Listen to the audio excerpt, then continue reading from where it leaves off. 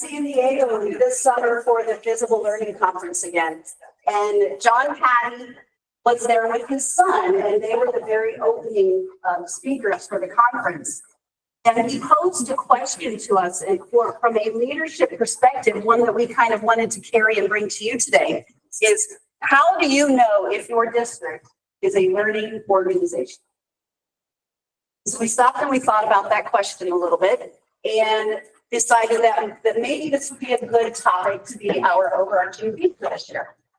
And so when we consider the question, is your district a learning organization, we're going to kind of look at it through 4 different categories here. First one is evidence and artifacts that you might have to be able to collect to decide. Then we're going to look at intentional alignment at our next meeting, engagement, and then reflection and action. And we thought, well, this is perfect. There are 4 different topics. We meet 4 times. It must have been meant to be. So today, our focus is going to be on evidence and artifacts, and specifically walkthroughs. And all of you do walkthroughs. It's not that you don't do walkthroughs. That is not new information to you, but we are specifically talking about non-evaluative walkthroughs. Where are you with that? And that is why we asked you to kind of put where you think your district is on a continuum. So that is our thought for today. So we have the lineup here as well.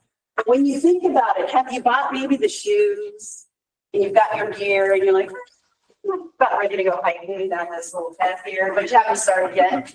Have you maybe like taken a few steps and you're like, not sure that this is really what I'm up for today? Maybe you've traveled down the path a little bit and you're like, okay, I'm getting a little comfortable with this. I think I continue on. Maybe you're so well traveled that the ruts and the roots don't trip you up anymore. Or maybe you want to be a trail leader and you're just going to lead other people on the hike through there. So where are you on your continuum? And we're going to talk about that today. As the first thing we want to discuss is, why are we talking about walkthroughs again, and why are they helpful? So going back to last year when we talked about district building and classroom level, why would you do a walkthrough and look at it from all 3 of those lenses? So for the district, you can gather building data for your district goal areas. You all have your plans that you're trying to utilize, so you can gather data for that. Maybe identifying new trends that are popping up, or maybe trends that you're like, oh, we didn't know this was happening.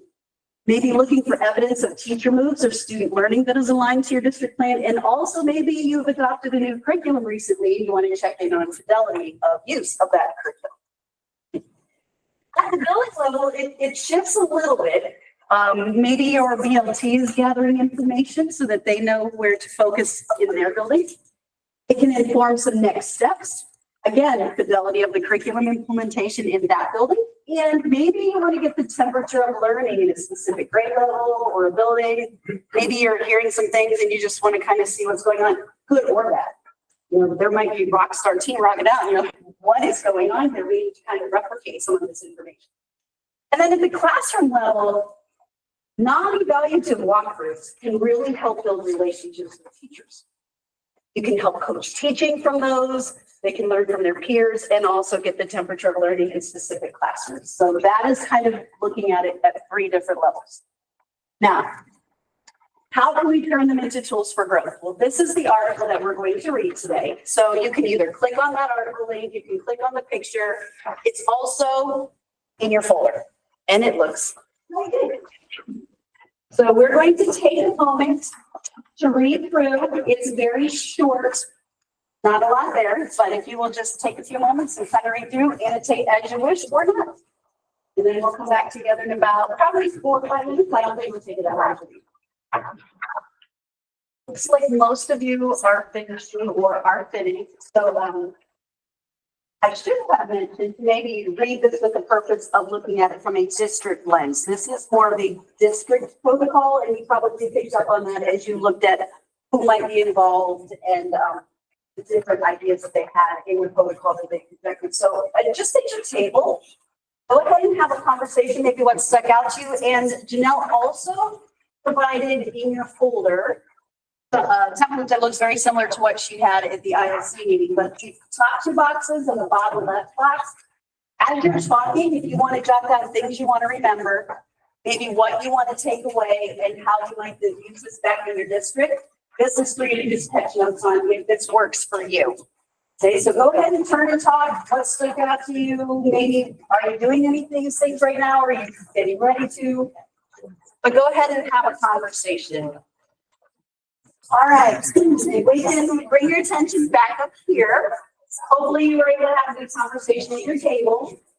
Would like to get maybe 2 to 3 ahas or things that you talked about at the tables. Anybody willing to share out something that they discussed or something that they're thinking about?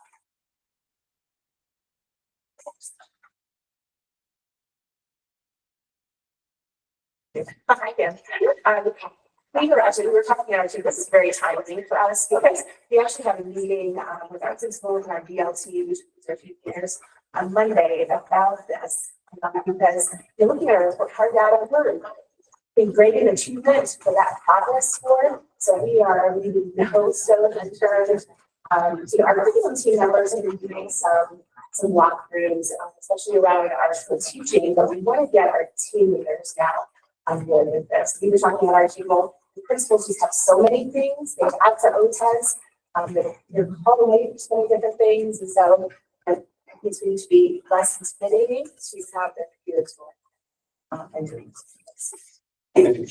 Yeah. Tom actually piggybacked on that too and said that the culture is the really important part because it's very difficult for staff to differentiate within themselves between an actual evaluative and not. And you have to, I think you have to let the staff know ahead of time. You have to really work on what that's going to look like, how it's going to go in order for it to be productive. I think that's wise to think about like the obstacles and barriers that you know are going to present themselves, so you can kind of get out in front of them. Anybody else have anything they want to ask? I feel like in our case, we're doing math. We've been doing math for a couple of years now, and the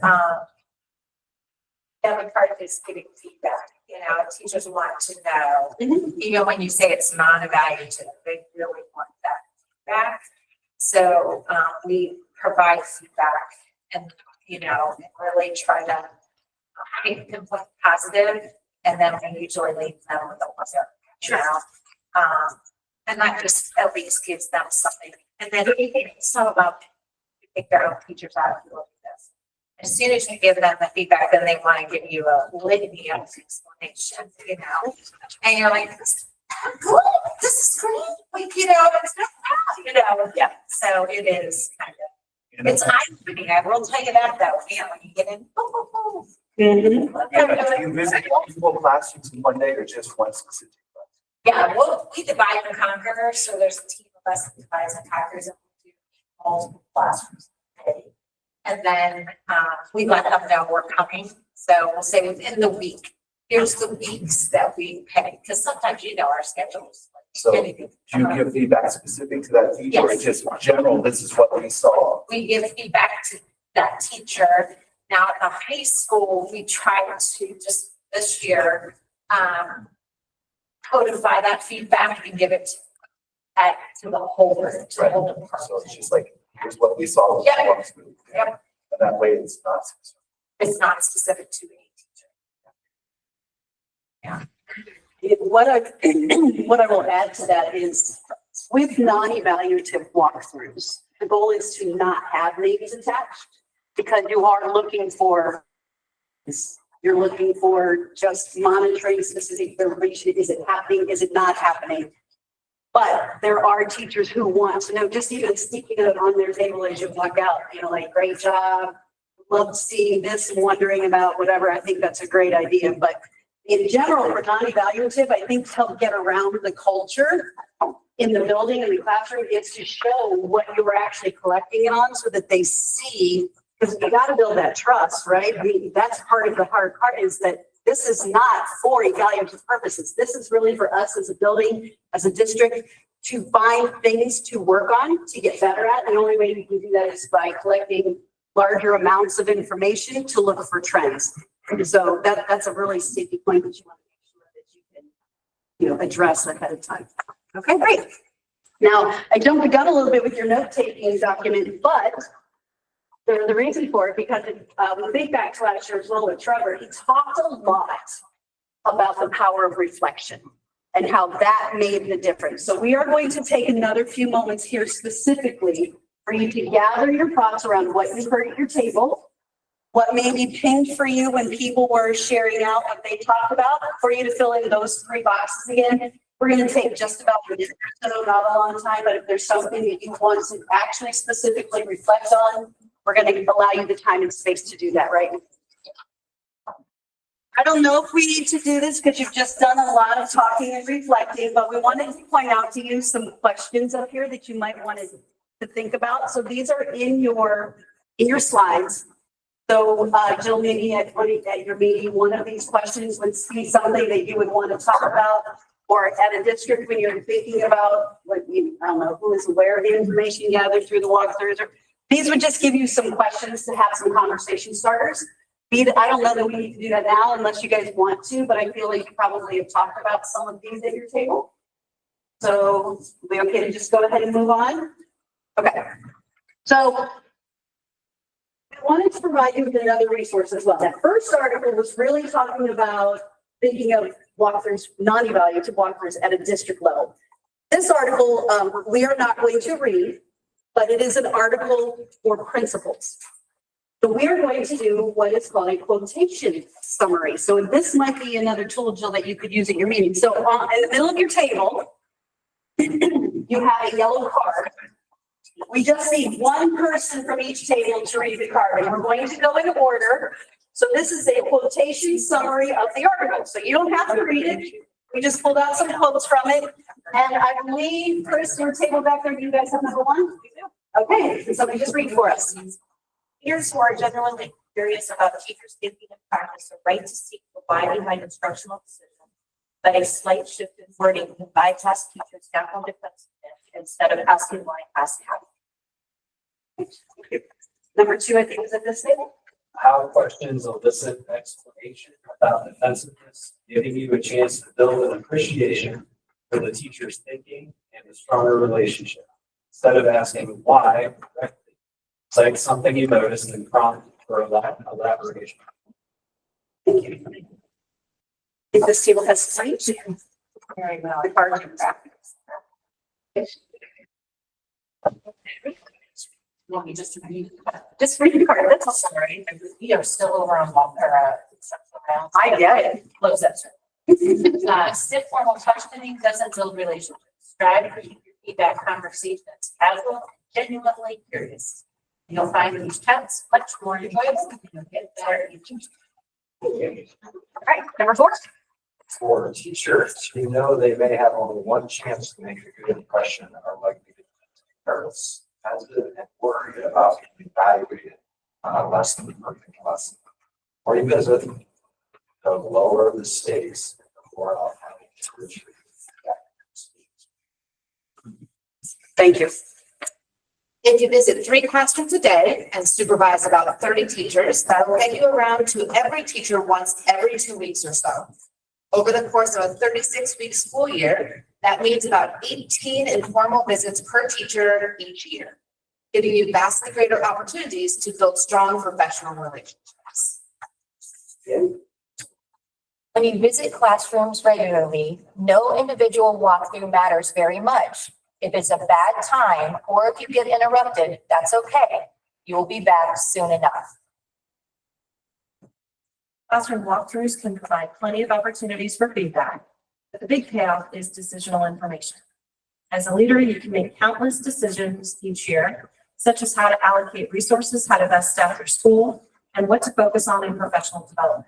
Collectively, these decisions have a much greater impact than your feedback itself. And to make them wisely, you need insight that can only come from classroom conversations about practice. Thank you, Ray. What a nice way to read the article, right? That's a nice quick summary. I'm going to just step a little personal for just a moment. When we were talking about these walkthroughs, Janelle gave me this article and I read it, and I think I had a pencil or something in my hand because I'm always irritating when I read it. I just went, I would have had this as a principal. Okay. I'm gonna do 3 a day informal walkthroughs. Like that would have helped me as a principal, organize my thoughts and my day and make it seem not so daunting. Whereas I'm sitting around, I've been in any class, haven't been in any class, haven't been in any class.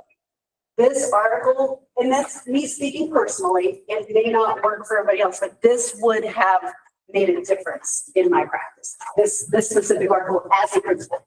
So if you are thinking about supporting principals or having conversations with principals, this might be one that you would want to kind of go through again, because it's on a website. It's not an easy article to just print out, but it's an easy one to maybe pull some quotes from or have a good conversation about if they read it ahead of time. So that's just a personal observation from me as a formal principal saying, wow, I think this could have helped me. So maybe it will be helpful for you as well. What's underlined there is actually the link to the website. So again, as you think about this continuum, are you thinking about it from a district level? Are you thinking about it from a building level? And how can you move even a little to the right? Okay, it's not about making it all the way to the end. It's about making those incremental steps. So we've looked at it from a district level. We've looked at it from a principal level. We wanted to give you one more idea that you could maybe use back in your district to help kind of push this conversation forward, or maybe start a conversation, depending on where you are in your district. And you can see from the continuum over here, we have people all across the continuum, and that's okay. You are where you are. It's not good and it's not bad. It's just wherever your district is at the moment. So we are going to watch a quick video today. We're going to actually do a virtual walkthrough. So what we're asking you to do is have a purpose for viewing the walkthrough. Are you going to view it from how can we use this at a district level for district walkthroughs? Or maybe you want to think about it, hey, I need to support my principals. How can I use this to support them in getting in more walkthroughs? So one of those two lenses maybe are sticking more in your head at this time than the other, district lens or principal lens. And so what we're going to do is we're going to first calibrate our understanding of teacher moves that we are looking for during the walkthrough. And it's only going to be about 5 minutes, so we're not going to take long. And the walkthrough should be short, right? They're not meant to be long. Then we're going to do the 5-minute walkthrough, and then you can talk about what you observed during the walkthrough. So these are the resources we're going to use. We're going to use a math video. This math video is open to everybody. It's linked on a website. It's from Math is Figureoutable, but it's on their website that everybody has access to. So this isn't a special one. You can use it however you want. We are also going to use the teacher moves from our document that our ACEs created last year for a math classroom for Look Force. So we're going to do that, and then you'll have your classroom walkthrough notes. So in your folder, on the other side, then you have the walkthroughs, look for teacher moves. So according to this protocol, the first thing we're going to do is calibrate our understanding of the teacher moves we'll be looking for. So on this slide here, you can just see the 6 listed, but on your document, they've been separated out a little bit. So if you wanted to catch some notes during the walkthrough, you can do that. Okay. Go ahead and have a quick conversation at your table about those 6 teacher moves to make sure that you all understand what they are. I don't think you're going to have a hard time with allow wait time for processing connecting. I think that makes sense to everybody, but just brief through them quickly at the table, make sure you all have the same understanding if there's one you want to talk about quick.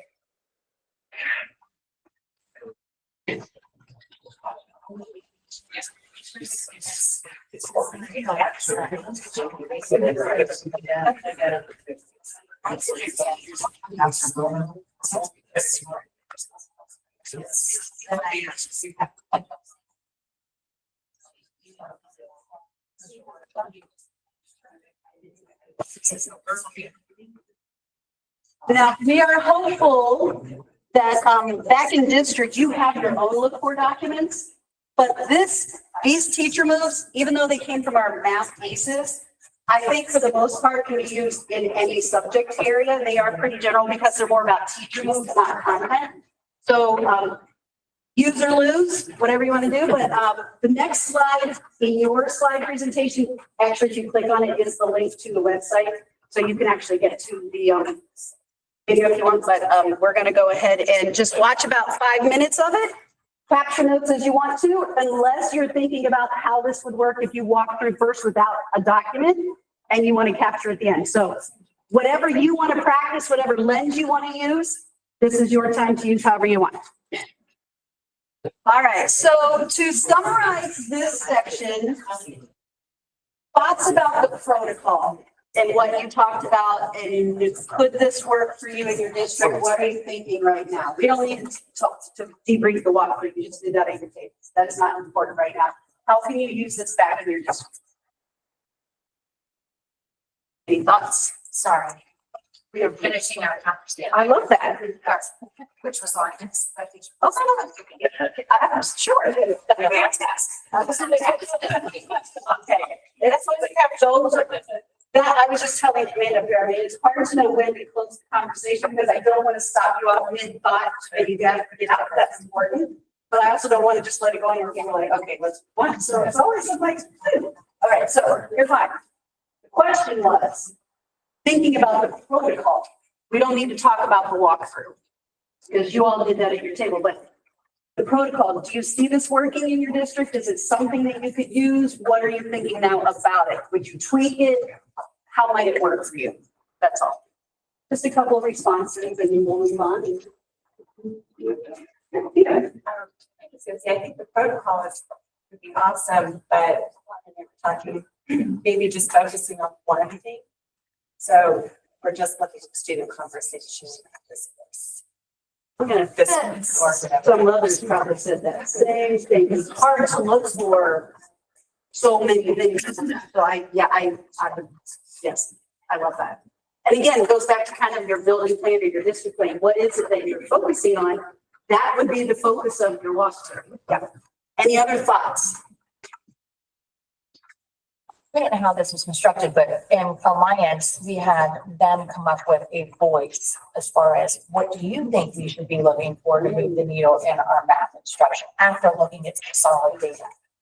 So I don't know. And then I also love the fact that you can use this as a springboard to other things. So like if we wanted maybe this particular teacher to promote and facilitate more student discussion, we say, oh my gosh, you already have these routines down and you've already asked, how did you know and what made you think about it this way? So this like a springboard to say, hey, here are positives and the foundation has now been set. Where can you go from here? Yeah. As opposed to going in and saying, hey, this is what we didn't see. Right, I love that. Love that.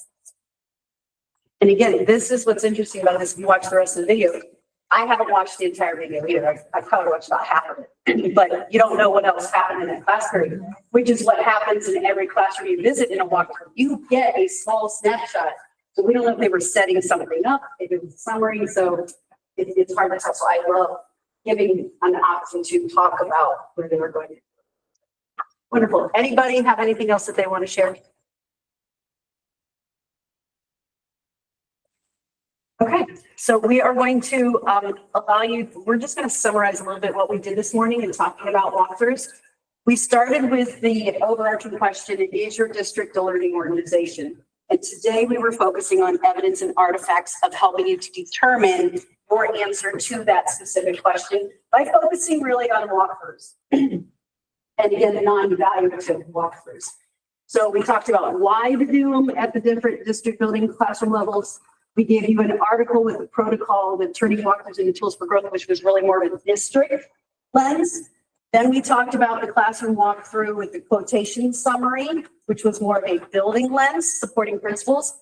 And then we actually did the walkthrough video activity with the video, the look board document, and the classroom look board note document. So right now on your graphic organizer, that bottom right-hand quadrant, here, you give that to this quadrant 4 over there. Bottom right-hand quadrant. What is your actionable next step back in your district? What is one thing that you want to do within the next month, not tomorrow? Just thinking as you're going forward with walkthroughs, what is your one next step that you want? You just go ahead and capture that in your document. Okay, we're going to quickly touch on some math updates before we go to a break. This night kept it short and sweet. We have 2 slides today. and some information to follow. Just wanted to, we're pretty excited about this. We kind of keep bringing ourselves back to this, that through the ACE program, how we have really grown your district capacity team and your mass leadership. So that's just a little bit of a timeline that we started with those 18, and that first into 94 teachers last year that we trained in elementary math foundations. And then we had some secondary ACE network with 19, and we have 85 teachers signed up for our district capacity team here at City. We also then have utilized 12 of those ACE members from elementary and secondary. And they are helping lead our math data network after school. During the break, I'm going to bring around a hard copy of this paper for you, which just outlines your team from K to 12. Your ACE numbers are highlighted in yellow, and then elementary and middle school. So as you start planning, what you need professional learning to place back in the district with math, and having these vertical conversations, these are the people that receive either the full year of ACE training or the 6-hour training that we've done in our small workshops. Speaking of that, just wanted to let you know, we have already had our first round of workshops this year. We had about 40 elementary teachers attend foundations. And yesterday, Chris, I don't know, about 80? About 80 of your middle school, high school district capacity teachers attended yesterday. So getting some positive feedback from that. To us. Just a reminder, we do have our November after school math networks. So the dates have been published to everybody. We'll see a nice growth there. We are really promoting the fact that it's no longer need math teachers, it is math educators. So anybody that teaches math is welcome. So bring friends. Our implementation team, that will be their first opportunity this year to meet those grade level content breakout sessions. And just a reminder, we are going to hold in January the elementary, this is new learning for your elementary educators. It's a half day. So this is your time if you want to send your ACE friends back from elementary because they were part of that. If you want to send anybody from district capacity team, or if you want new educators added to that list, that's fine too. The spreadsheet is attached. I think there's still probably 8 districts or so that don't have anyone signed up. So it's just a reminder. And this is open to everybody. If you need more slots, let us know, but it will be at K5, and we're doing the development of analytical reasoning, bringing some of Pam Harris's ideas down to our elementary. So just a reminder, and as it gets closer, if there's anybody that hasn't signed up, we'll reach out to you individually to see how to send that. But we're rolling in math. We are. All right. All right, take a break. Yep, 10-minute break. All right, guys, we're gonna start back up if you guys can sign your seats and okay, we're gonna do a recap of report cards. I know in your districts, you guys have been diving into this, and it kind of goes really well. I talked about walkthroughs that we're working on and then implementing our districts, and then how that one's related to kind of like the final exam for the year there with our state report card. So some of the things that I noticed is we just wanted to give a collective look at what happened in all of our districts. And one of the easiest ways for me to show you guys that is just total number of stars. So when we look at it, overall rating, we ended up losing 1 star. So we went down a little bit. Achievement went down 4, progress went down 4. Gap closing, we kind of mentioned this at the ILC meeting. As a collective group, we dropped 13 stars in that. So I'm going to talk a little bit more about that group, what's happening in that component. Early literacy went up 1 star, and then graduation stayed exactly the same. Now, within that, districts may have moved up and moved down, but this is just a collective look at that. Okay. Yesterday, actually, before I get to that, this is the breakdown of what I saw happening between last year and this year with the gap closing. So the ones that I really wanted to take a quick look at is this right here. Okay. And I know I've gotten a lot of questions about this, and so I want to kind of talk about that. So the first thing that we see are those 2 gifted ones at the bottom. With those 2 gifted ones at the bottom, so the expectation changed on those. So with the input points, it went up to you had to have 80% of the possible points to get that as a merit. And for the performance index, that also went up this year. So those goals change.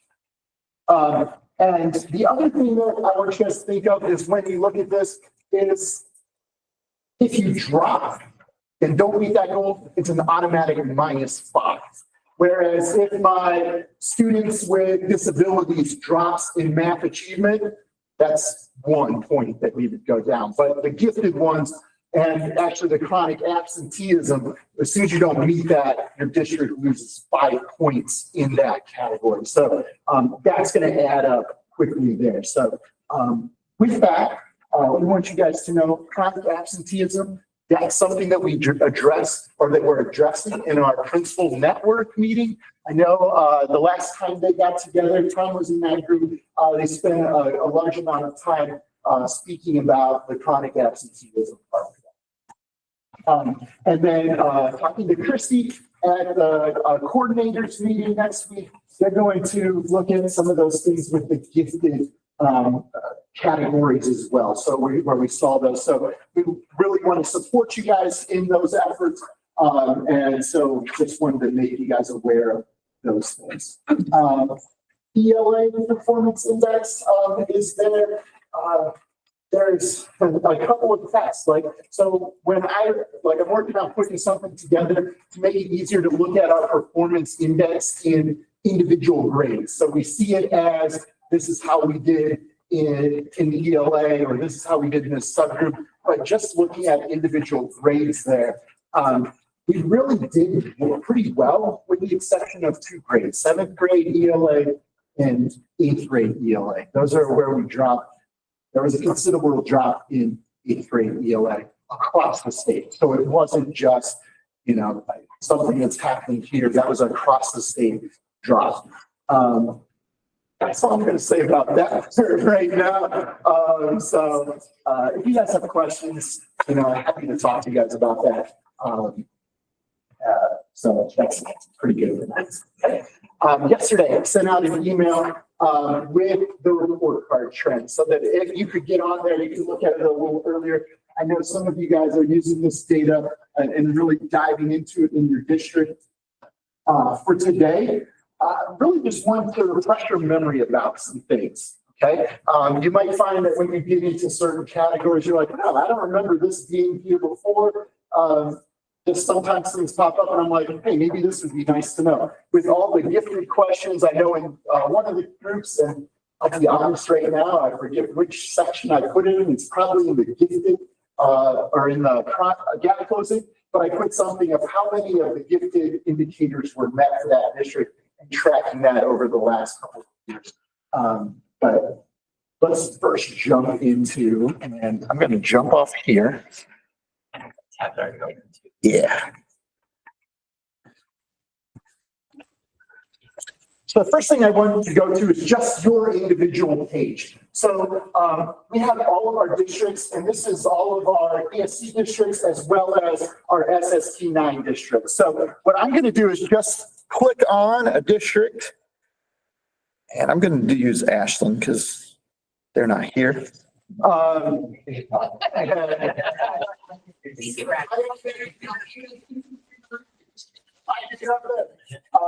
So on this, I tried to put everything that's used in calculation of the report. Right? So, and it goes back quite a way. So we're looking at 10 years now, basically, that we have. You can hide columns if you want, but that's when you made a copy of this. It's yours to do whatever. Usually I have to do that just so that you can highlight different things. But you can, I don't want to mess anything up there. So with that, you can see that we start out with the achievement, progress, gap closing. Oops, not doing what I thought it was going to do there.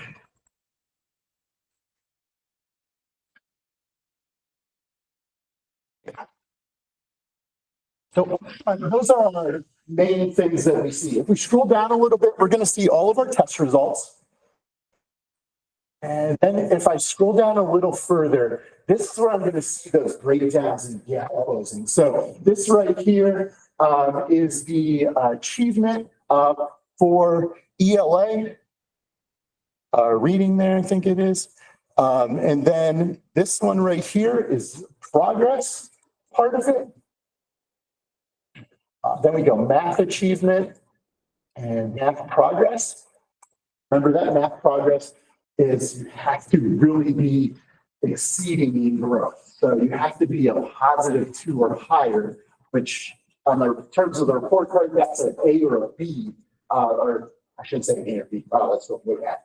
5-star or 4-star. So you have to be showing significant amount of growth for a group to be meeting those goals there. So that's really hard. I always like to remind people of that.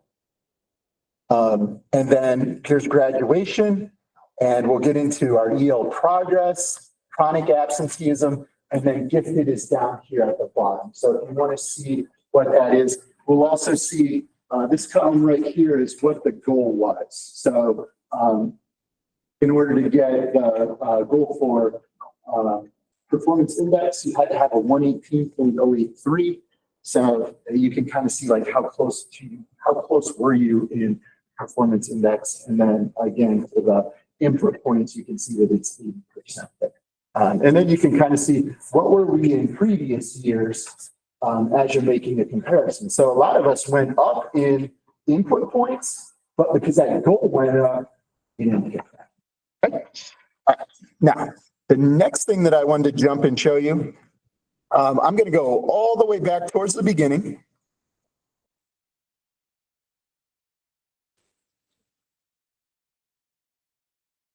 And there's a tab that is similar districts.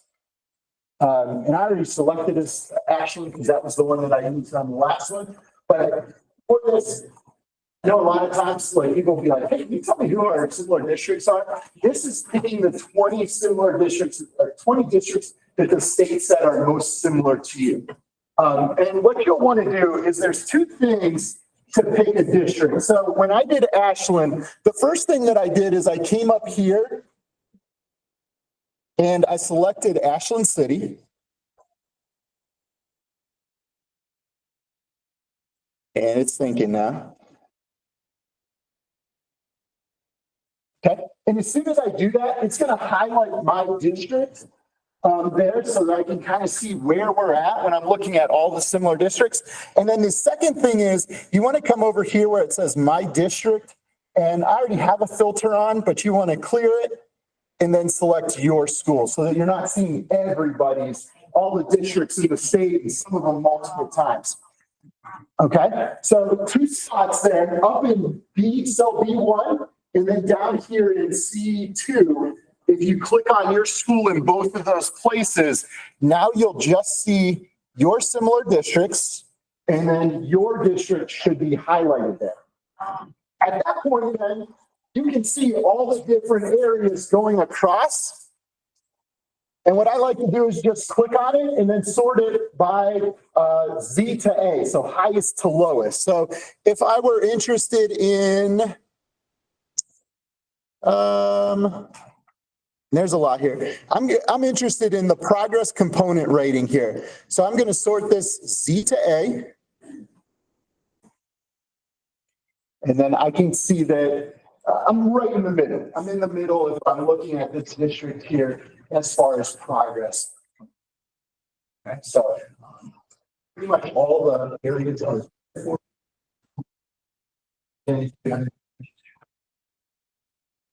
Last thing. Okay.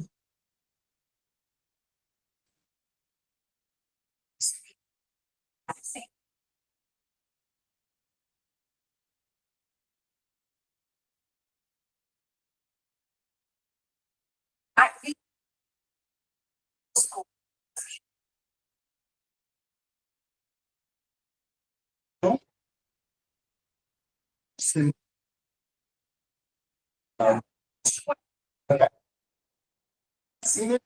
Like, I know I can do district. I'll look into this, yeah. So, yeah. Someplace I can. Yeah, I'll play around and see if I can find it. All right, and then the last thing that I was going to show you guys on here. And I'm just going to show you a screenshot of this one. So this is that assessment by cohort. So this is going to follow a group of students, how they did on their test. And I just threw this one up here because we just talked about how ELA, we saw a big drop for eighth grade. And you kind of see that we're getting some big drops over here, but this column right here, this is your progress. So even though we saw a big drop there, actually, those students were growing. If you're seeing the greens and the blues, we had quite a few where the students grew. And so this is a tab that's called assessment by cohort. So if I go over 1, 2, 3, 4, 5. Yeah. So if I go over 5, and then same thing, you can click on your district and highlight it. So if I go Ashland City again, like I can highlight that, and then I'm following. It starts in 4th grade because if it's 3rd, you're just going to have that single year. And then when you look at the growth is going to be the single year growth. So that's just for one of the most recent year. Okay. So that's all I have. If at any point you guys have questions or looking in here, feel free to reach out. I can talk to you about this later. All right, Matt, I think I'm turning it over to you. Tom.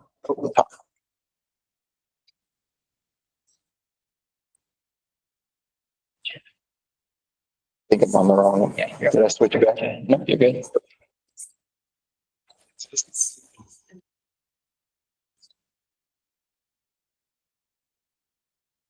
Good morning, everyone.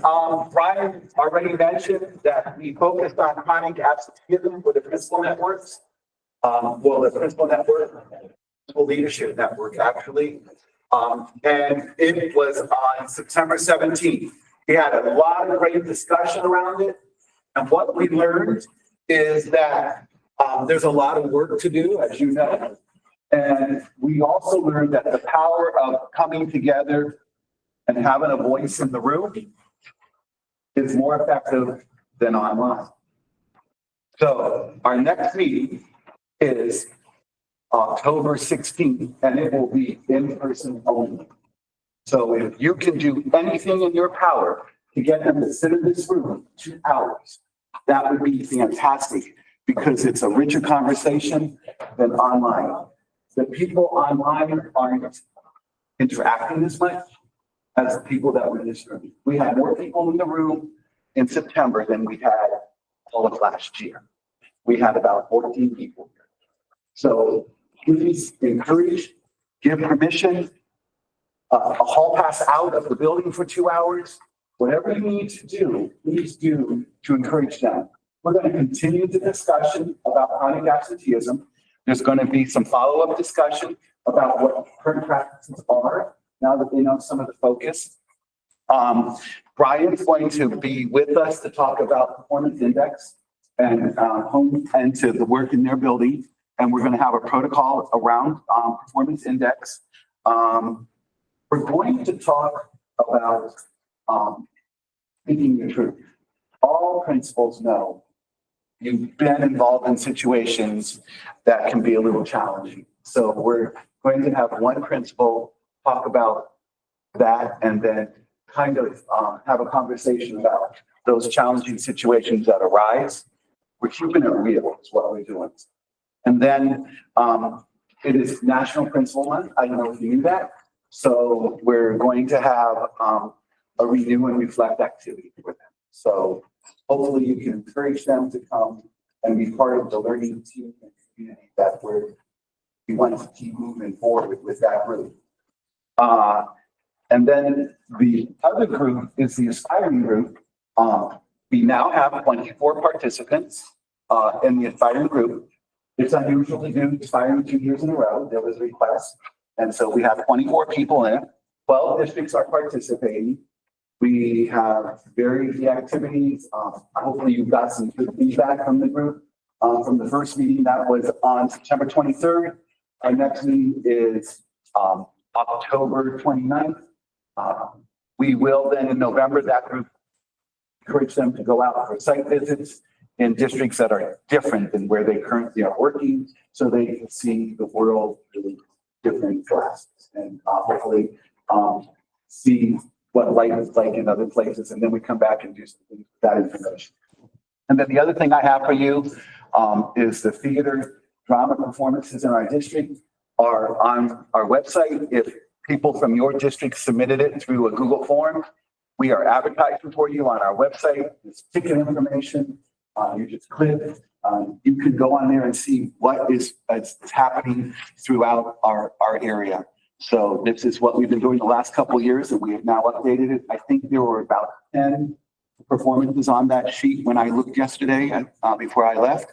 So encourage people to submit if they need the submission form. It's on our website. Just go to the ESC theater drama website and you will see the form, and then you just click that form and submit anything for the rest of the year.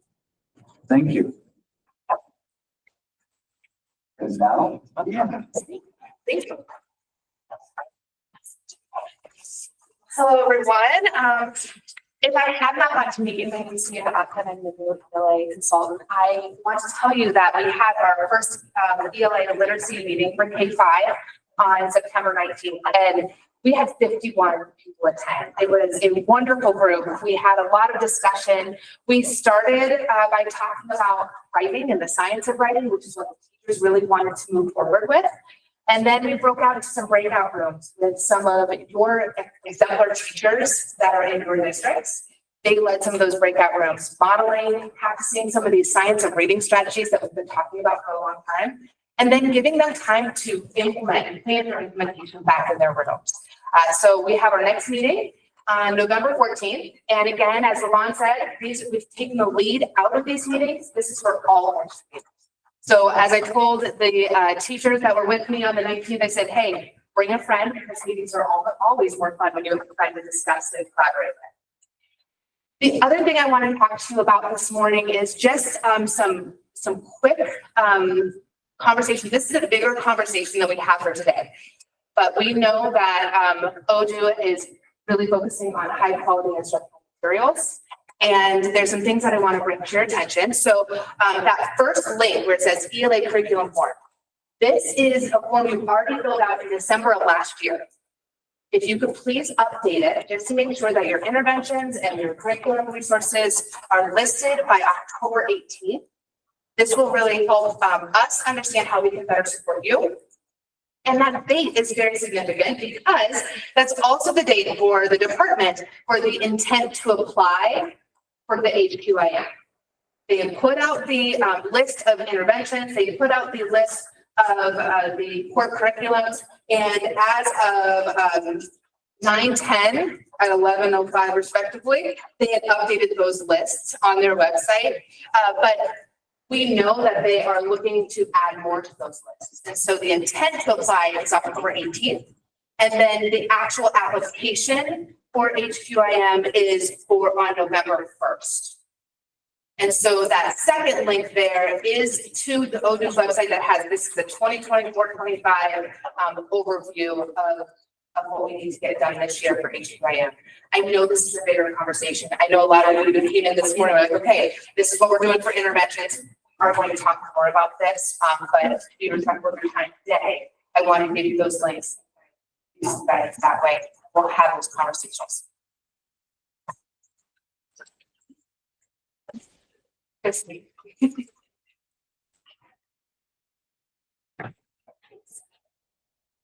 Morning.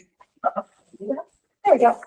At Lesson 6 through 12, our meeting this past month included 6 different implementation team members, and we used a lot of the data that Brian mentioned because of the concerns that's great on the test. We had a good discussion about some of the trends and patterns we saw, and next meeting for ELA will be November 21st. We will again be bringing in some teachers to talk about what they do in their district when they analyze that data in order to take that back to your middle school teachers in particular, because we know that was a concern.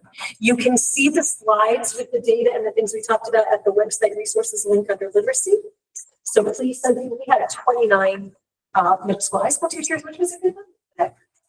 Gifted, the gifted role has been finalized.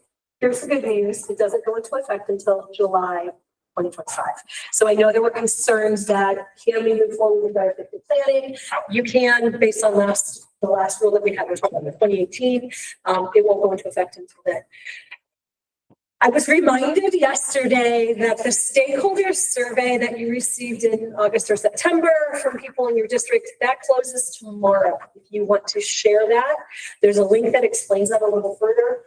I know there was some confusion about that being part of the gifted rule. It's not specifically about that. It's about planning in the state of Ohio that parallels the new gifted rule, but it's really for educators, intervention specialists, coordinators, to give information. So that's due tomorrow or by tomorrow. The next meeting for the educators for gifted is next Thursday. Brian, for the coordinators meeting, Brian's going to come in next Friday morning and talk to coordinators about that gifted data. We can look at some trends and patterns that we can share, talk to some people in other districts that had some good scores and found out what they were doing. So we'll be sharing that next Friday. The educators meeting is on Thursday next week, and our focus is on underachievement and engagement. And that is for all educators, advanced and gifted students. And I think they'll find some really great resources there. So hopefully you will have some people to come to that.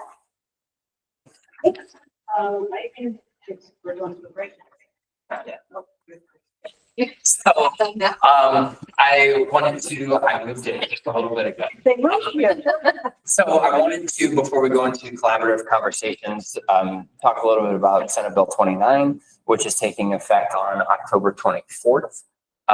And just remind you that on Monday, I sent out an email with all kinds of wonderful resources from that's a really wonderful group of many people who are in this room right now. It's basically the leaders of technology, leaders of curriculum, helping to bridge that divide and have some conversations about how we can work together to integrate technology in a more meaningful way. Our first major topic, and one that I am sure is probably on your mind, is Senate Bill 29. So this is based around student data privacy. And there is, for lack of a better word, there is a poison pill that is attached to this. Student data privacy is wonderful. It's a thing that we need to be mindful of. It's a thing that we should be doing. But the legislators doing what they do have included this notification piece to this pending law. And the notification piece says that within 72 hours, if a student's data have been accessed, then a notification email needs to go on to the parents. So given the way that the law is written, and just to cut to the chase, your district would be on the hook to notify parents every 72 hours. So basically 2 emails a week that are going out just saying your student's data has been monitored. Here's the way that that thing's been going. Or these are the ways that it's been accessed. And like I said, the things that we have going on in our districts is going to be every 72 hours. Now, this is the part that I'm going to cut out of the recording later. We are hearing other things that are coming about. We're hearing about an amendment that's going to come through prior to the 24th. So that's going to take that poison pill out of this bill, which would be phenomenal. Basically hearing from literally everybody across the state of what a terrible idea this is for that notification piece. And so we are looking for that amendment to be coming very, very soon. So if you've looked at the law, if you've been in digital detectives, if you've been having conversations, there will still be the August 1st notification. So that's basically the big listing of here are all the things that we're doing in the district. These are all the apps, websites, products that we're using. Here's how we're using that data, or they are using that data. What we are suggesting is that everybody jump on the student data privacy dashboard and get that, looking good for your district, because then you can just put that on your website. You can put that in that email to parents and say, if you want to see all those things, here's a link to the dashboard. They can go on and they can review and do all the things that they want to do. So Tyler Smith, head of Spark, myself, we are tapped into all kinds of networks throughout the state. Have any questions, we're more than happy to help guide you. We are so unbelievably fortunate to have Kim Knighty in our backyard working in North Canton. She is much farther along in the data privacy work than any of us, I think, here in our area. And she's super duper knowledgeable and really willing to share. So I think I said it earlier, I am hanging on to her coattails as hard as I possibly can and letting her guide us on that data privacy work. The other thing I will tell you is superintendents have been brought into the conversation. And as Spark, we are, that's my Spark hat, we are getting all of our districts enrolled with ETLA, the EdTech Leaders Alliance. All your superintendent has to do is say, yes, we want this thing. And then you will have what's basically like a personal concierge to walk you through the student data privacy work. So I mentioned a couple minutes ago about the dashboard. They are basically your concierge on the dashboard. You will still have to have someone from your district go onto the dashboard and say, like, if a policy isn't on there yet for a specific product, app, website, then you would say, let's just say Google, because it's on my mind, they already have information on there. But let's say your district wanted to have a policy with Google. Go into the dashboard, you say Google, you tell them like the website, and then ETLA is going to take over for you and be that contact to the company to say, hey, we need you to sign this privacy policy. It's on behalf of this district. Let's make it happen. They go through all of that legal jargon and signatures. They send it back to you. Someone from your district sign, and ta-da, you are good to go. So you won't have to do any of those specific reach outs to the products, companies, the websites. They're going to take care of all that for you. So this is, I think most of our districts, almost all of our county districts have signed on as a yes, that they do want this. And then we will get everybody involved and we'll be letting you know that information very, very soon. So if you have not had a conversation at your district level about this, if you have not had a conversation with your technology directors about this, October 24th is when it's happening. So we still have a couple weeks, but we definitely want to make sure that we're getting things rolling. Yes. On the document that you sent out last week or whatever, at first we had a tab that like had our district to add sites, and now that is gone. Is there a process? Because we did go through, and I do have a list of other places. Yeah, so instead of it being district specific, that way it wouldn't, because basically, so just to step out, every district approached the question that you're asking about in a different way. So basically to the meeting, I said, bring like 10 to 15 apps that your district cannot live without. Some districts were like, this is our major. So like our power schools are, the big time major ones. Some of them said like, well, we already have these things in place. What are the things that the teachers are really asking for? And so basically I just compiled those and they are all on the sheet that is visible right now. You go into the little 3 lines, that other sheet is still there. Okay. So you can still access that. And like some of our ELA curriculum is not on there. That's a major. Exactly. And so that's the reason why I hid that, was so that somebody wouldn't say like, oh, Maxim didn't put this one on there. What are they thinking? Why didn't they put that one on? So that way it kind of protected the districts that were willing to share the ones that they had. So that's why that sheet is hidden temporarily. So the list that I've had. It's still there. Yep. But the list that after James did what he did, and after we looked at that list, I have another list handwritten on paper. Wait. So if I were in your shoes, I would have my own sheet for our district and I would just keep adding to it until we can get you that ETLA membership in place. You can start to put those into Grab. We're getting super nerdy here. So if you guys aren't, if you aren't down this path, don't worry, we're here to help you. But if you want to, you can start building your list on the student data privacy dashboard and start collecting the exhibit E's and exhibit G's is what you'll need to have that has the Senate Bill 29 like wording on it. So you can start building your list in the student data privacy dashboard. If you don't want to go down that route just yet, I'd have a spreadsheet and I'd start listing them all out alphabetical, knowing that you can then go into the dashboard, start grabbing all the ones that you can. And it's not a bad thing if you haven't necessarily done any of those things yet, because other people throughout the state are doing those and they are asking those companies to sign the different documentation. And you can just go in and basically it's a one click on all the different products to say like, grab this exhibit E, grab this exhibit G, and then it adds all of that paperwork to your list. So they're using the word piggyback. Basically, you can piggyback off of someone else's agreement and add it to your own list. So you're basically letting other people do all the really hard work, and then you just go on and piggyback on all the ones that you do. So thanks to people like Kim Knighty who have already done a ton of these agreements, then we all get to benefit in that regard. So Matt, you encourage us to still continue that work, even though we're going to partner with ETLA? Yeah, so ETLA is just going to help you with the new ones. So somebody that, let's say that an exhibit G is already on there for a certain company, you don't need ETLA for that. You can go onto the dashboard, click the button to piggyback off of it, and it adds to your list. All right. So ETLA is going to help you with new ones. Yep. Yep.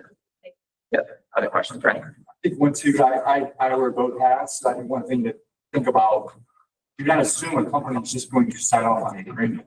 Okay, so if there's something that somebody's using or, is really excited about using, it doesn't mean the company's going to say yes. Sometimes they'll say, well, we need to take your data and use your data to even survive as a company. So that's what we're working on in Touchball, and just get a list of what we actually are using.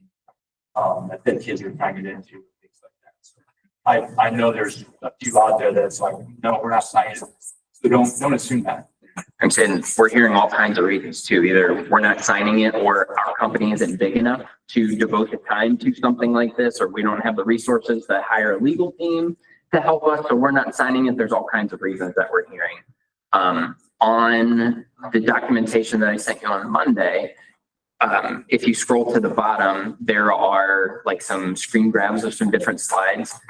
Theoretically, going on in each and every one of your districts throughout a school year, there are over 2,000 places that your students are going to that are either logging in or creating accounts, or your teachers are encouraging them to go to. So to wrap your mind around all of that is really difficult. It's a really difficult conversation.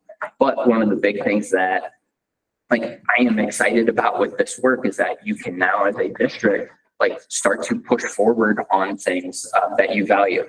So you actually have some teeth now to say, hey, teacher, that thing that you saw on TikTok last night that you want to try with your kids, it hasn't been vetted. We don't know that that's actually good for your kids, educationally speaking. So you are not allowed to use that until it passes through our, app review board or our technology leadership team. And then maybe we will, allow you to use this thing. So I like the direction that this is going. No matter what happens with this bill, the student data privacy thing is a thing that we should be doing no matter what gets amended from it. We are going to continue down that route. If you have any questions, please feel free to email me, Tyler, anybody else that's in that digital detective group, and we're happy to help you out. Almost super quick question. I promise it is super quick. You can ask all the questions you'd like. Like you just said, triggered it in my head. Is it only a website that students log into, or is it a teacher creates a list of students' names that she or he logs into? So it's anything that is collecting your student data. So if you are providing student data to it, then that is something that you would want to put onto your list. But let's say, you shared an article from the Canton Rep, and the kids are just reading a free article that's on the thing, you wouldn't have to account for that. It would just be if they, exactly. Exactly. Yep. And any app they use Google to sign into. So Clever is a really good place to start to see some of the things that are being used, right? Because it's building up all those accounts. Some districts have Digital Insights, right? Digital Insights is a wonderful place to start building your list and continuing your list. At the county level, we are trying to like compile all of the things that we know that are out there, to try and help in that regard too, to say like, you may not have thought about this one, so you might want to check it out. It is totally okay if come August 1st of next year, if you have 100 different apps on your list, but you only use 50. Totally fine. You are covering yourself for future use, if that makes sense. So it is okay to go above and beyond, even if you aren't necessarily expecting to use certain things. It just covers yourself throughout the year should you decide you want to use a certain product. Okay. With all of that fun conversation, I think it's time for collaborative conversations. And I'll turn it back over to Griffin. All right, so based on survey feedback that we got last year, it seems as though people appreciated the collaborative conversation groups so that you could be with like-sized districts. So we are going to continue that this year. Just some guiding principles. Again, these are the same as last year. Let's stay solutions oriented. We're going to be mindful of the time frame. We're going to have 20 minutes today to be able to have some of those conversations and strive for equity of voice. As a reminder, these are the groups. We did have a change for group 2. We were going across the hall, but they're having bus driver training. So they've been in for the past 3 days, and you know how it is when you're comfortable and you don't want to change. They kind of want to stay in the room. So group 2, you're going to move down to 120, which is down the hall. And group 3, we're in 121 where we were last year. We have 20 minutes. Those people who are taking notes, the link at the top is the note catcher. So those of you that are in those groups too, that's where your notes are captured. So whatever you talk about that you want to reference back to, that's where they live. Questions? Okay, so topics that you want to discuss, you can continue the conversation from walkthroughs, districts as a learning organization, or whatever is most important to your needs at this time. So people who raise their hand are world language teachers or TESOL teachers.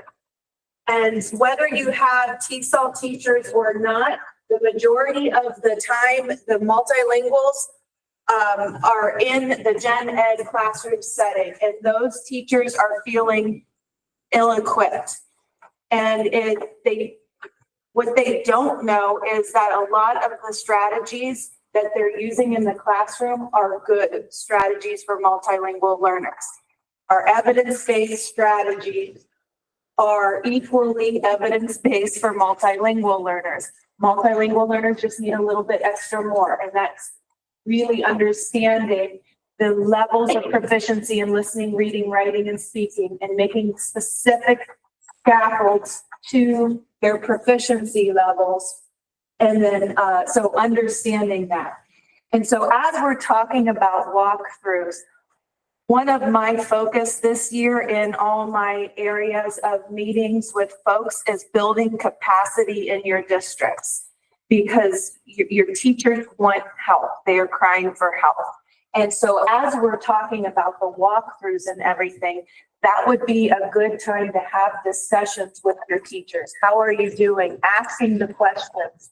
And you don't have to have the answers, but you have to be willing to have that dialogue with them, because they want to know. They want to know that graphic organizer or that pre-teaching explicit vocabulary, that was okay.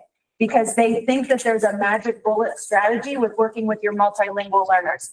The magic bullet strategy is knowing their 4 domain proficiency levels and then predicting what might be challenging for them in the upcoming lesson and making scaffolds for that. That's it. And that is something that we're all experts in providing scaffolds for students who are struggling or learning, regardless of the native language.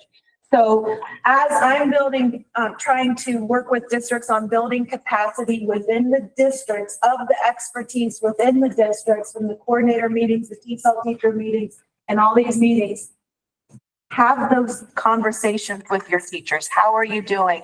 And if not, the after school TESOL educator meetings that I have, which have been primarily through the years focused on your TESOL teacher, your language development teachers. Because I have them all day, 4 days this year, and coming up end of October, November, December, and January, where we have our learning series, I have those T-SAL teachers then, so I have shifted where I've kept the after-school T-SAL teacher meetings to, all virtual, and it's more like an open house. And so our first one that we had in September, we had content classroom teachers on there asking questions, and it was all around grading. Big hot issue this year is grading and translations. But have those conversations with your teachers, invite them to attend it's all virtual, so they can pop in, pop out. Except I will say the first half hour of those meetings is going to be designated to immigrant connections, talking about different immigrant statuses and everything. So we're building up our knowledge of the experiences some of our students are. After that, the next hour and a half is whatever topics the teachers bring to them. It's still mostly T-SAL teachers, but we did have 3 classroom teachers last time. So encourage your principals, whoever does the walkthroughs, your coaches to ask the questions, check in on those classroom teachers because they're not okay. They're really struggling. And then I'm here as a resource to help come up with answers or troubleshoot with you and brainstorm with you. And as we're trying to build up capacity within the districts, which when I have the T-SAL teachers for the 4 days, I am asking that they're there for all 4 days. Because it's a continuum of learning where we're going to be doing with Immigrant Connections. Again, we're partnering with them where they're going to be there for part of it with cultural immersion type things. But we're focusing on visible learning, the writing revolution, building toolkits, but also coaching them up to how to have the conversations with content teachers, because your T-SAL staff is being asked in your districts to support and help the content teachers, but they've been trained in how to work with students and not how to have those conversations when high emotions are involved with the content teachers, because the teachers are feeling frustrated because they don't feel like they know what they're doing. And then the T-SAL teachers are frustrated because they feel like the content teachers aren't doing what they should be doing. And when you have those high emotions together, it doesn't always pair well. And so I'll be working with them on how to have those conversations and how to provide those supports. But so that's why I'm asking that they're there for all 4 days. But back to the walkthroughs, please have those conversations because they're really struggling and they want to do well. And I know in one district, I'm going to be spending a lot of time in one building on a regular basis, and ask for volunteers, hoping for 1 or 2 teachers to work with and mentor as a kind of pilot project this year. I have to turn people down because I got that many requests, and they're like, here's what it's going to happen. I'm going to be coming into the classroom they were like, bring it on, come to the classroom. So I'm going to be piloting something this year that I'm hoping that I'm also equipping your T-SAL teachers in your districts next year as I'm working with the coordinators on how to kind of implement the building of capacity within your districts. So wanted to bring that up.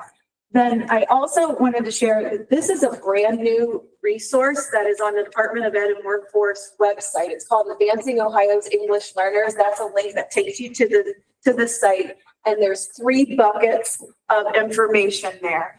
And you can go down a rabbit hole in each of those areas with the amount of information on there. It was through a grant they got, and they partnered with Ohio State University, and they had all kinds of stakeholder input. There are tons of links and resources in these 3 categories.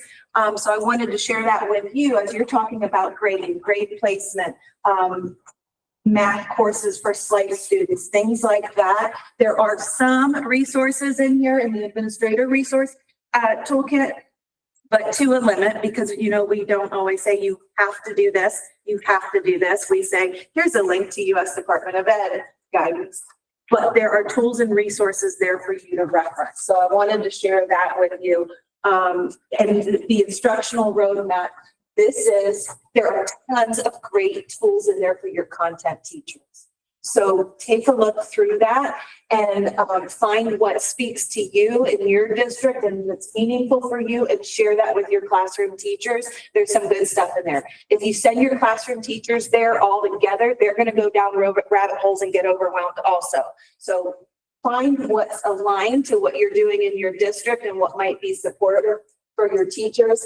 And there's tools in there. And as we're coming up on conferences, the family roadmap, there's a lot of guidance in there. You should be using an interpreter for your conferences. You need to schedule more time than their 15-minute time slot when you're using an interpreter, because it takes twice the amount of time when you're talking in two languages. You also need to make sure that that interpreter is trained in how to conduct those, because I'm not talking to you, the interpreter. If I'm the teacher, I'm not talking to you, the interpreter, saying, tell her this.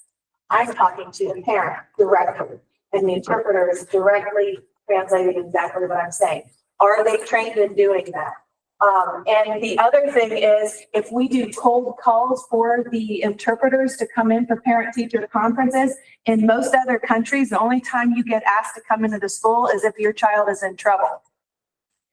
So they get scared and don't know what to expect when they come there. So front-loading the families with what conferences are about in our school is helpful. And on this website, there are some videos in multiple different languages, and there'll be videos on there for the parents about what is a parent-teacher conference. So take a look.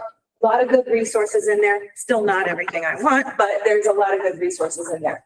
And then the last thing I wanted to share with you is each year for the past, 6-7 years, SST and ESC have partnered in doing a learning series on our multilingual learners and disabilities. Is it a language difference, or is it a disability? And often, if you don't have knowledge of language acquisition, the quick jump is, if they're not proficient by the end of the year, oh, they must have a disability. But there are certain trends in language acquisition that need to take place. And so we're continuing the series this year. We have somebody from Kent State, University of Cincinnati, and OSU speaking in those series. They will build on each other with a culminating day at HEIS, where it's going to be an all-day training for your staff to how to implement. They're going to give us binders of tools and resources and how to use those in the districts when you suspect that a multilingual learner has a disability. So the parent information that you need to get with the parent, we're going to have those tools, those questionnaires, and be trained on how to do that. The assessments that have high yield information to distinguish difference from disability, they are going to give us those tools that are not vendor available on that HEIS day. The series, the 3-day series, is leading up to that, what they are, what each of these pieces are. And then there's the parental communication piece and the legal piece with that. And then, so it's, check out the flyer. It's good information. It is hybrid, and it's in the middle of the day in the October 11th. So try to work around lunch hours. Recommend that you send teams, SLPs, school psychs, TESOL staff, ISs, whomever you determine as a team, but it needs to be more than the one person in your district. It needs to be more than just the TESOL teacher showing up. You have to have somebody from your special ed department attending those as well. Because sometimes it will go into the weeds of the assessment piece, but it's not as much here. But your TESOL teacher can't be the sole keeper of the knowledge in your district. You need teams. You're trying to build capacity, so there's more than just one expert in your district. So that's what I want to share. Thank you. So Jill talking. All right, I'm going to talk about CMPs for this school year, and also we talk a little bit about high school DNA labs. This year for the school year, our SAM participation fees staying exactly the same. It's been $3. It's been $3 for the last 5 years per student, K to 12. We base that off the your October counts, and it's K to 12. Your enrollment for K to 12. The only ones that get SAM FOSS kit refurbishing notices are the folks that use the FOSS kits. And if they, and I only do it if they take them out. So, if, if, for example, if the district owns 3 of a certain kit, and there are only 2 teachers that year at 8th grade, and so there's one just sitting in our place and not sent, then you're only going to get charged for those 2 that get sent out. Those fees are basically staying the same.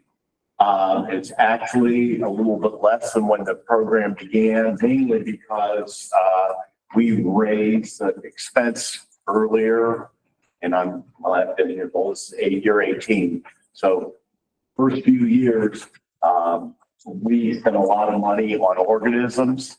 We've gotten pretty good at raising them, and also finding other sources to get them that were a little cheaper than going through some of the other educational suppliers. So we're keeping those rates down a little bit. And so that's why we were able to drop that a few years ago. High school gel electrophoresis labs. And we have had an increase in usage, which is great. We're very happy to have that, but also there have been increased costs for us. This year to replace the dye, there's a dye lab, which generally, it models the basics of gel electrophoresis. And then they actually have a DNA lab where they actually use, and I'm pretty sure they still use, it's fish DNA. Don't ask me how they get it. But anyway, look at the cost there. I bought the exact amount of each one. So like if there were enough for 80 classes for the DNA, and I'm just making that number up, but it was $5,166, and that same amount for 80 was like $730. And those costs are, it really puts a bite on us. I was able to do it this year because we had some extra grant money. For next year, here's what we're going to provide. DNA samples will only go for the gel electrophoresis cards are only going to go to the advanced biology courses, forensic science, and med tech that use them. If you're using them for general biology, we're sending the docs. It's get the idea across, and that's the main thing. And there are a lot more general biology, so I'll end up buying 4 of the dyes, but a lot less of the actual DNA, which will bring those costs down where we can deal with that a lot better. Any questions? And I will tell you, I know there are some districts that have their own cards and they have their own supplies, and some just contact us for like the DNA and it's still considered a standalone, and the fees do go toward that. But if you would decide, if your district would decide, hey, our biology teachers, they want to do everything in general biology, and you're going to have to find a way to fund that part. Hey, any questions? Tom? It's really no different, right? I mean, No, it's the same results. Yeah, you can, it shows the basics. And actually, if a general biology teacher even wanted to make up a scenario where it was like a forensics type thing, they do the same thing. They have some that that are identified, and then they have a couple things where you're not sure what they are, and then they can tell, oh, that's what this was. It was, the unknown dye was the same as dye number 1. So it does kind of the same thing, but just with the numbers, it'll bring our costs. Thank you. Real quick, Dale saves money because he learned to raise cockroaches. So that's, just in case you want to save money at home, I guess raising cockroaches is a way to bring down your costs. And yes, So a couple quick things. Teacher value added reports. I've been telling everybody it's October 16th, the second Wednesday of October, the second Wednesday of October, second Wednesday of October. Brian and I were on a call Monday and off the call, they said, okay, October 23rd is the reports. I emailed them immediately. I mean, multiple people and said, for years, we've had the reports on the second Wednesday. And she was very nice, Amy Dunn, if you've ever been on any of her calls, she's like, I can't speak to what in the past is. I have confirmation from SAS. It's going to be the third Wednesday of October, which is October 23rd. So I do want to apologize because I pushed out that date because that's what we've been using. And that's what I couldn't find it in writing when you go looking for it, but that's what they've said. So it's there. There's a link to, if you want to do some EBOS webinars, you can sign up for some things. Brian and I do them all the time. It's a lot of review, you go down, but just as an FYI. No, well, it was supposed to that. No, because they didn't know why it wasn't the week before. So like, We scheduled our 21st PP. I know. All around that. I don't know why. And for the last couple of years, it's been earlier. It was been that, and so the problem is if you contact ODEW, no fault to the people that are responding. There's been so many different people. I'm not sure why we're getting an answer.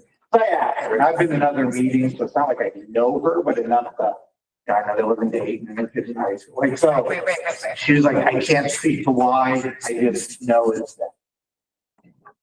I wanted to push it more, but I figured Any chance they might say it's October 23rd, but really it'll be like the would be Friday the one, before? which has happened in the past. Yeah. The hard part is we always thought it was a Thursday, but they actually come out at like 11:55 PM on that Wednesday night. So I do apologize. Because Brian was right, we were sharing a computer. I was like, wait, what did she say?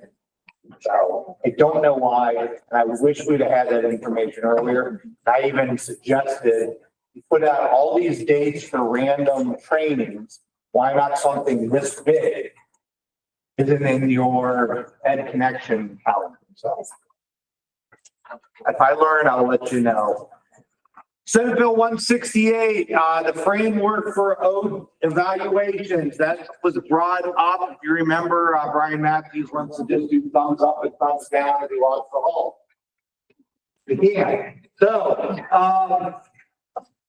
there's a little other caveat about that because I was talking to Angel at Lake about it. If anyone has any contract language about lead or senior professional licenses in your district, you used to have a master's degree.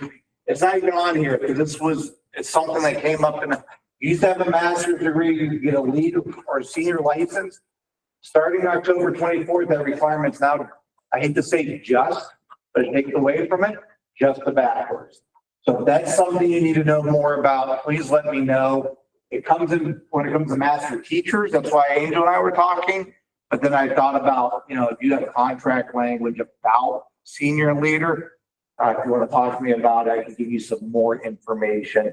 And I got confirmation on that late last night from my lawyer partner.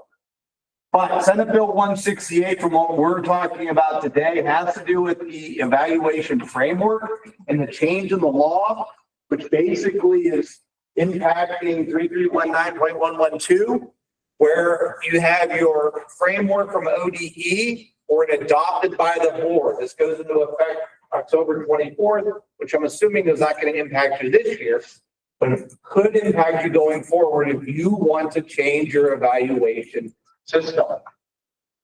I'm not going to get on my soapbox at all today, I promise. Here are some of the things if you're thinking about changing the framework. It still must align to Ohio teacher professional standards. It still must have the four performance levels in effective developing, skilled, and accomplished. You still must report it annually in Ohio ES. You still have to have Ohio ES. You still have to be OTES credentialed. Take our credentialing and re-credential, even if you make up your own, but the training's still on OTES. The three formal observations for limited contracts, that says all teachers are still required to be evaluated every year. Now, remember, an off cycle, you're still evaluating them, so that's where that word is coming in. Still continues with the May 1st and May 10th deadline. Ironically, all the components of an off-cycle evaluation stay the same because that doesn't fall in 112. So when they put this out there, they didn't realize that there's things in other pieces. There is no minimum requirements on what the component looks like on a full evaluation cycle. So that's where the biggest impact comes. So if there's things you're looking at, you have to go, you can develop your own. You don't report to ODEW. I take that back. You don't report to the State Board of Education, but you still have to use Ohio ES. You can just use the whole list. So if that's something you're looking at, please let me know, because remember, OTIS is free. It's already done. If you decide to do something different, you have committees, you have money, there's a lot more involved. Some of the things that you need to consider, it's still going to be reported on the state report cards. So there isn't going to be a designation of District A uses OTES and District B uses whatever they want, which could be of highly quality stuff, but it's still not, you're not going to know it. So I know some of you, because some of you call me and say, wait a second, why does this district have this and we don't have that? It's still going to be reported. It tends to eliminate the financial requirements for PD. So if you decide to go a different framework, if you remember, for all those that take OTED and you re-credential, almost every one of you have that question in Section A. The Board of Ed is required to provide financial support for professional development. That falls in 112. So you can kind of lose support somehow. OTES 2.0 is a growth model if it is used correctly. And what I mean by that is, anyone want to take a guess how many teachers in the state of Ohio were skilled or accomplished last year? No one in my office is allowed to guess that. A lot is not a number. What is it? Come on. How many? 85. 95% of our teachers in Ohio are skilled or accomplished. Can't you tell by all those test scores? Now that's rude, because we know it's not always. The truth is if we're not using the system we have with Fidelity for what it's for to grow our educators, what's the point of using anything? The system that was designed, it's not perfect. So I guess I am in my soapbox, but it is help growth. Two other things you have to consider is, one, OSES and OPES are aligned to OTES, and those by law are not changing. So if you're looking at a framework or thinking about it, you got to realize it's only part of your staff. OPES doesn't change and you cannot change it. And OSES doesn't change and you can't change that. And OTES and OPES or OSES are collective bargaining groups. I do have some ideas if you want to hear them later. And then financial considerations, meaning talking to Tom Rounds, if any of you know Tom Rounds in Gifted World, he's of the ones he's seen, 95% of them have been a purchased product. So now a district went from no cost to a cost because they purchased an evaluation product instead of using the one they have with Fidelity. So that is my piece in a nutshell. I know I went through it fast. You figure you're stuck at OTES this year no matter what you want to do because it's already started. Like, you want more? Please let me know, and I can give you a lot more information as we. Mr. Picari. I'm back. Yes. Thank you. November 7th. The next CD meeting is December 5th. Hopefully you're walking away today with some ideas from your fellow curriculum directors. You're walking away with, maybe we can start having a conversation regarding non-evaluative walkthroughs and move a little to the right, even if it's a conversation at central office to start preparing people. You're walking away, I hope, with something to take back to your district and move forward. Anything else for the good of the cause? Well, thank you for coming today, and we will see you at ILC next month. So have a good day. Thanks, everybody.